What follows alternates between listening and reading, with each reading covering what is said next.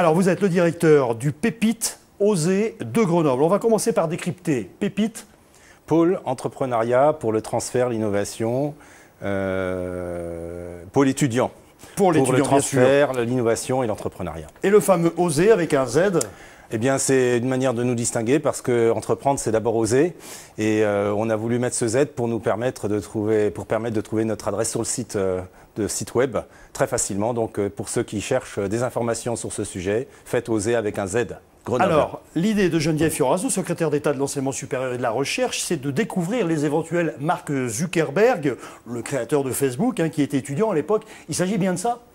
Oui, on espère bien sûr avoir des entreprises qui iront à l'international et qui créeront beaucoup d'emplois, mais même Mark Zuckerberg, quand il a créé Facebook, il ne savait pas qu'il irait jusque là où il est aujourd'hui.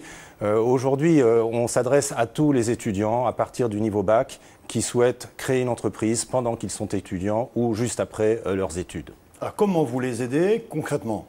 Alors d'abord, on les aide en leur reconnaissant ce statut qui est un statut national, qui leur donne droit à un certain nombre d'avantages et de services. Alors dans les avantages, ce sont des aménagements horaires.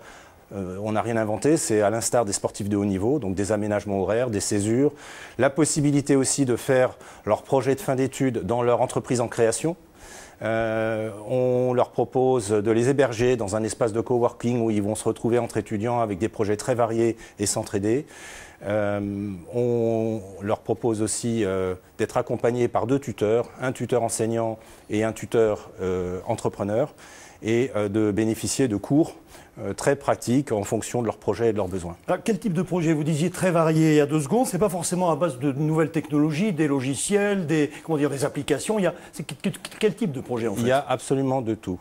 On a des exemples de ce qui existe. Par exemple, créer une nouvelle marque de vêtements. Oui.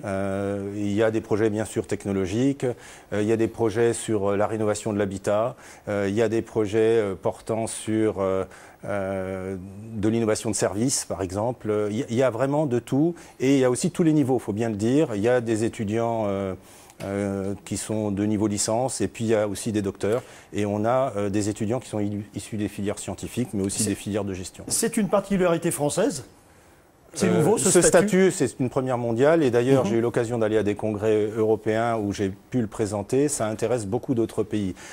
Évidemment, l'esprit d'entreprise et la création d'entreprises par les jeunes, ça existe partout, mais le fait de donner à des étudiants un statut et de leur permettre disons, d'aménager leur parcours en tant qu'étudiants. J'ai oublié de dire qu'on pouvait aussi avoir des crédits d'enseignement pour permettre à des étudiants qui parfois ratent de justesse un diplôme parce qu'ils ont trop passé de temps à créer leur entreprise. Tout ça c'est original et c'est unique pour l'instant au monde. En vous remerciant, et vous pourrez vous renseigner sur ce site, donc il suffit de... Eh bien de faire Oser avec un Z, Grenoble, et vous trouverez notre site. Merci Monsieur Veil. Merci à vous.